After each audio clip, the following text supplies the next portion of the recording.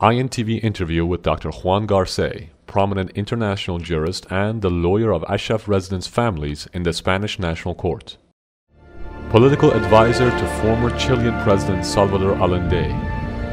He was alongside the president when Pinochet's military forces bombarded Allende's palace.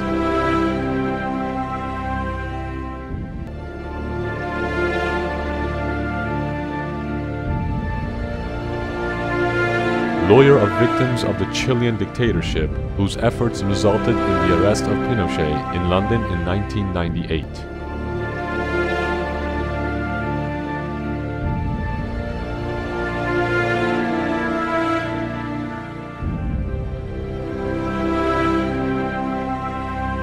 Winner of the Nobel Alternative Prize for his endless efforts in ending the immunity of dictators. PhD in Political Science from the University of Madrid and the University of Sorbonne.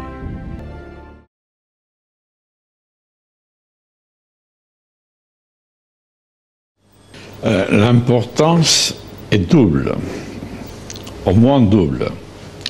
D'un côté, c'est la définition du statut légal des ressortissants d'Ashraf. Quels droits ont-ils?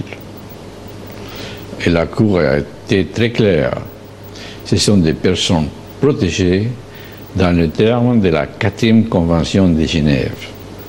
Ça signifie donc que n'importe qui, les citoyens d'abord, peuvent ouvrir la Convention et lire quels sont les droits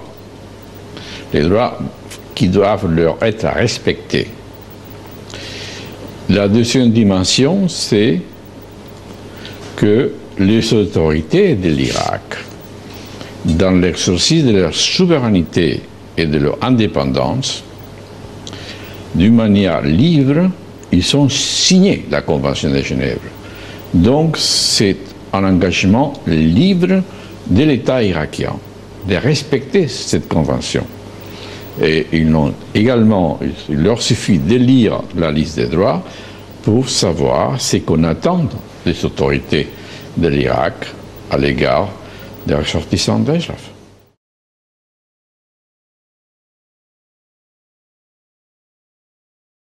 Il y a ici plusieurs plans à considérer. D'un côté, c'est que la communauté internationale, en approuvant, ça fait longtemps, plus de 60 ans, les conventions de Genève, était arrivée à la conclusion que la violation de la Convention n'était pas seulement un problème pour la personne dont les droits ont été méconnus ou pour l'État dont les fonctionnaires ont méconnu ces droits-là, mais concernait l'ensemble de la communauté internationale.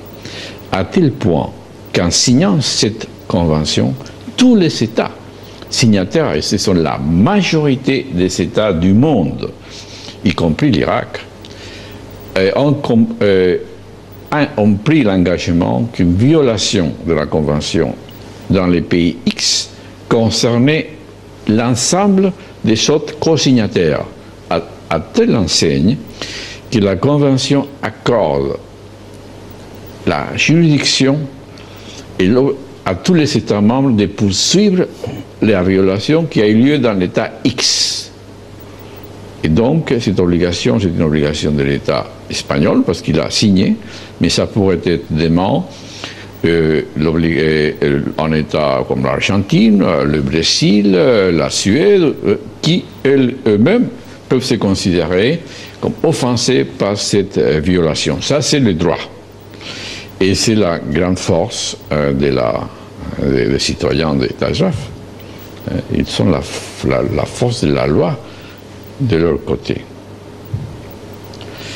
Et ce qui est incompréhensible, c'est qu'il y ait des responsables d'Irak qui ne se rendent pas compte qu'en ne respectant pas ces droits, ils s'engagent leur responsabilité individuelle à l'égard des autres pays signataires de la Convention.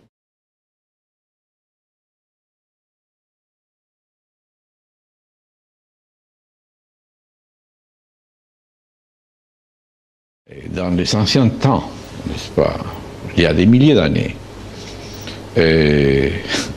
dans certaines civilisations anciennes, lorsqu'on accusait quelqu'un d'un fait précis, le fait d'être parent, ami, pouvait entraîner la même condamnation. Et ça fait beaucoup d'années que la civilisation contemporaine a délimité les responsabilités. Il dit, si M.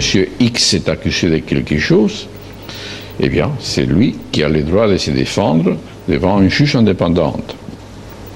Mais ce qu'on ne peut pas faire, c'est de rendre responsable les autres parce qu'il est son voisin, ou parce qu'il est son père, ou parce qu'il est son cousin. Ça, c'est un état de la civilisation très arriéré et depuis longtemps dépassé. Donc voilà les sentiments que j'ai. Hein.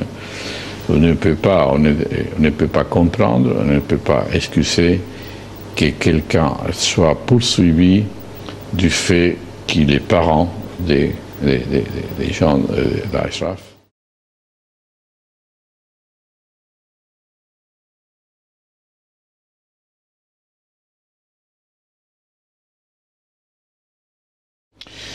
Je dois penser que cette situation doit s'arrêter, et bientôt, parce qu'elle est absolument irrationnelle.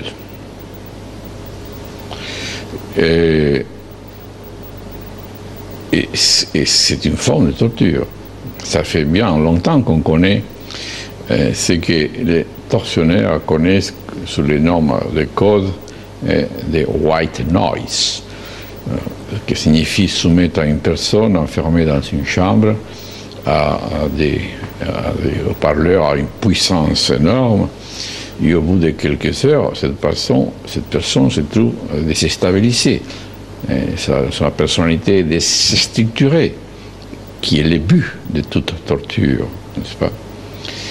Eh bien, c'est ce qu'on voit avec ces haut-parleurs, avec cette puissance, c'est qu'on est en train de faire une sorte d'expérience.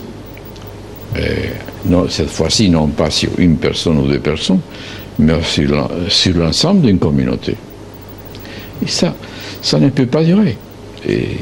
Et en plus, ils le font à ciel ouvert, n'est-ce pas? Et le monde regarde, et le monde réagit, et il y a des manifestations publiques, des condamnations de cela. Et la Cour espagnole leur a dit, écoutez, ça c'est un crime contre la communauté internationale. Qu'est-ce que vous faites?